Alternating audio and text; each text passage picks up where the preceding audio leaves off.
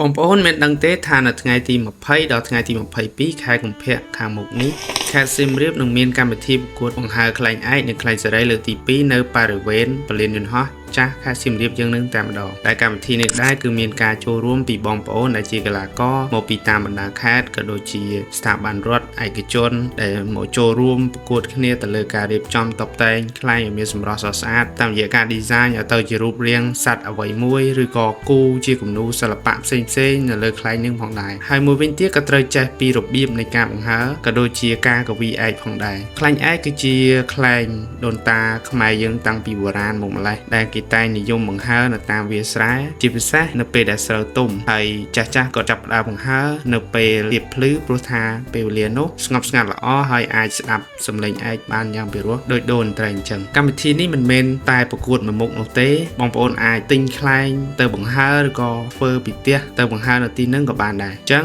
កុំភ្លេចទៅចូលរួមទាំងអស់គ្នាណាបាយ